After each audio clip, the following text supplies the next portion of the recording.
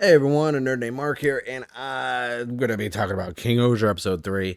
I'm gonna try hard not to simp in this episode. I'm gonna try my hardest because it's Queen Himeno's episode Yellow, or Yellow Sentai. Do we just call him Sentai or do we call him Ranger? Like, should I just call him like Yellow Ranger or do I call him Yellow Sentai? I don't even know. I don't know the terminology. 'Cause I know a lot of people get mad when you use the word Power Ranger instead of Super Sentai and vice versa. So, yeah. Also, this episode, we finally got our OP. 3 episodes in. Ugh. That OP is so good. Dude, the location shots in this episode showing off Ishibana so good. Like there's certain scenes where you see like flowers on a mountainside and the road, this and that, and I'm like thinking of like an 4K like Wizard of Oz in Technicolor, just vibrant, and I'm like eye candy. That's what it says in my notes. Eye candy. Actually, no wait, that was. Oh no wait, that was under Queen Jimeno. My bad. One of the cool things is like I said in episode 2, I want to learn more about the citizens and the different lifestyles of different kingdoms. Here we see a lot of people dressed all elegant and everything's proper. It's kind of like the polar opposite of Nikosapa, but Toei knows what they're doing. When you know, we first get introduced to Queen, there are Queen in this episode, slow mo walking down the stairs, and I'm like, to greet Yanma and Gira, and I'm just sitting there all the time like, don't simp. And then she like, finally when they show the face reveal and everything else, she does this little smile. I'm like, oh, that smile is like, don't do it, Mark. They're not gonna simp. Nope, nope. Um, and she even asks like if they're hurt, if she can heal them, as Ishibana is the land of beauty and medicine. And Yanma, this is why he's one of my favorites, because he's just like, oh yeah, no, he's like, I think my leg is hurt and it's bugging me, and I'm like, same, I would do the same. So it's kind of his impression and thoughts change so drastically over this episode that I'm really entertained as the episode goes on with Yanma and how his perception of her. Um, and we see the scene where like she even walks up to Kira, right? And she puts a little finger on the chin, lifts up his head. She finds him interesting. And then I'm just like, no, like we're not even a couple episodes in the episode. You're giving me all these good thumbnail bait, and just good like, this is YouTube. There's TOS. Yeah. When I say this whole kingdom is so visually appealing. The castle is on top of like a stem to a big flower, and all the green of the plants and like the how blue that water is, the contrast looks so good. I love it. It's like you could really see now that we've seen 3 kingdoms, just like the diversity and the differences between them visually, in how it also plays into the kingdom. And I'm like, this is so cool. Like, I really like this. Getting into the plot of this episode, one, it's obviously the introduction to Queen Himeno, but also pushing forward everything going on with the god Kuwagata, because she wants it, but she only wants it because it's nice to look at. And even Yanma, like I said, he's simping hard. He's like, he agrees as well. And there's a whole scene where Kira's like, what? Do you like her, Yanma? And he has this like shocked, like disgust face, like nervous look, like, why are you gonna call me out like that? What do you mean? No. What no. And I'm like, dude, listen, Yanma, I understand completely, okay? My guy. Like, yeah. My favorite thing is Gira's, you know, after she threatens to like just hand him over to Rackley's. He goes into like his evil persona, the Tyrant King. In his body language, his facial expressions and his voice slightly changes, and I appreciate that, because like it's like you can tell he doesn't mean what he says, and he's just like overacting for it. But I was like, hey, you know what? I appreciate it. One of the things I was curious about was the Death Narok, and some backstory of like what their goal is for why they want Terra's treasure. We find out that once he obtains this treasure, the three greater spirits can infest the entire planet. And we see this cool like wall with hieroglyphics on it, and it, like kind of a peek at what they could be. And I'm like, this really intrigues me. I'm on board for it because it's I'm wondering like more and more the lore because we have all these kingdoms and everything else. I was like, like it's very engaging. Like they're not giving us a lot of information because they're still introducing to the characters and everyone else, which I really enjoy because now we're getting that depth. And I love single episodes focused on that. I think that's something like I've brought up before. I miss because it's not something that's in Kamen Rider. We learn a lot about Queen Himeno's personality. I mean, she's selfish. She comes off as self-absorbed, very needy, very one-way thinking. Like what she wants is what she wants. And well, let's be honest, she's kind of bitchy. Okay. One example is she's walking, and they have like that. You know how they pull out the red carpet. This one's yellow, obviously, and someone was running up to like the side of it and splashed in a puddle, and it got dirty. And literally, she like faints, and she's like, "You would want you would have me walk on this dirty road?" And then Sebastian gets down with his little rag out and starts cleaning the carpet. And then another prime example is there's a scene where she is happy that they planted these flowers that she wanted, all these different color ones over the hillside. And I guess she came up with the idea like the day before, so they spent all night doing this because it's something she wanted. But then she sees this rundown house, and she's like, I want it removed. And he's like, well, you can't move houses. She's like, well, then we're just gonna have to destroy it. And she literally, next thing you know, she has one of those like old school cartoon, like Looney Tunes Acme freaking TNT handles, and she just blows up the house.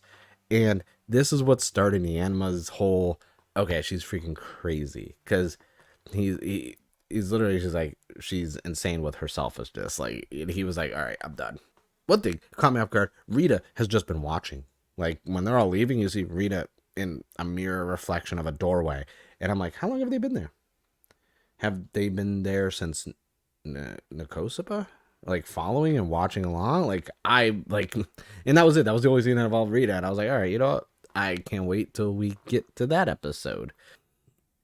I always talk about, or at least in the last episode, the whole interaction between our queen or king and the citizens. And we get a little more of how they feel because we see a father pushing a kid in a wheelchair. He confronts her, suggesting the surgery didn't work, and the kid still can't walk, and calls her spoiled. Obviously, they offer him some money, and I was like, okay, so there's not everyone. There are citizens who do feel she is spoiled, but this is a part of the plot because she had a look on her face when she looked at the girl in the wheelchair, and I was like, all right, something's up. But we find out something is up. This is intriguing because in the beginning we see everyone all proper, laughing, enjoying the beauty and this and that. And then we do see there is this side of the kingdom where people are feeling she's too selfish. She's not thinking about the kingdom as a whole or the citizens of it. And I'm like, okay. Big reveal. Did you know Sebastian's 25? Yeah. And this adds to Yanma thinking that, Himeno's crazy because apparently he's only been working for her for 3 years, and he only looks that way because of special makeup, as he was ordered to look more like a butler and change his name to Sebastian as well. So I'm like, okay, are we going to get an episode down the road where he takes the makeup off and he reveals his real name or something? Because, like, that's intriguing to me. And right as we're about to learn from him, he was about to reveal who Queen Himeno really is, we get a dung beetle attack. Giant monster. So I guess we are getting kind of like that monster of the week type deal for now.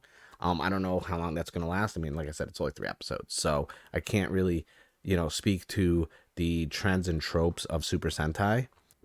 While this is all going on, we do finally get to see that depth for Queen Himeno as the little girl from earlier is injured on the ground, still not walking, and right as she's about to get attacked. Himeno blocks the attack and protects her. It gets her dress dirty, and the girl even says like, "Oh no, you got your dress dirty." She says they can repair, mend, and make a new one, but there's no replacing you. And I'm like, see, she does care. She knows the difference between materialistic objects and humans and this and that. And she even tells the girl to run to safety. And she knows, she's like, I know you can walk because I treated you. And I was just like, oh. I was like, I see. So the little girl was just doing this so because business wasn't too good. And as long as this she wasn't walking, they were gonna give her some hush money to like brush it off. So I was like, I see what the little girl was doing. And even she tells her, you gotta be selfish if you want things and your dreams and this and that. I'm like, all right, I get her now. I get it. She's only selfish because of she wants her goals, and her selfishness indirectly will make the lives of everyone around them better. Because and they go over more. The action sequence is so good, camera panning, shots, obviously the music making this even more appealing for the fight scenes, and the special effects aren't bad, honestly. And we get the King-Ohger, with all three of our Sentai our Rangers in there.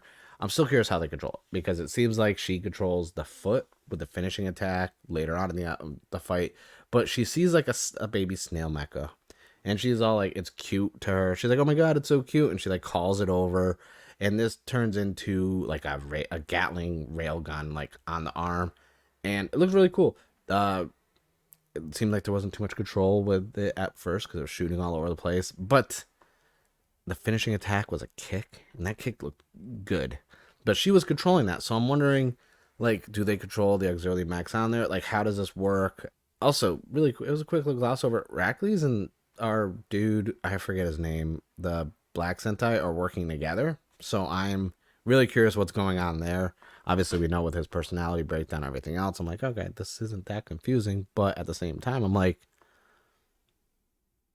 this is going to be very interesting in the next episode.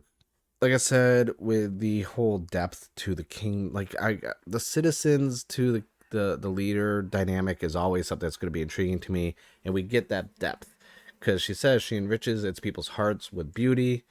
The family from the house that she destroyed earlier got put into a new, nicer house to live in, and that she really does care for these people, and that some of these people are actually saved because of her selfishness.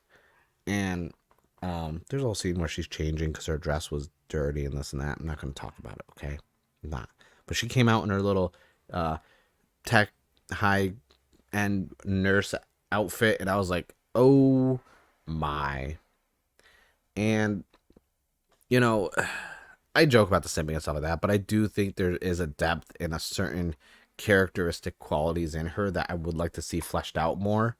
I would like to see if her kingdom really was in jeopardy, like how she would really react, because like the fighting and stuff has been very short compared to the characters and interactions with each other, because we're still getting introduced to everyone.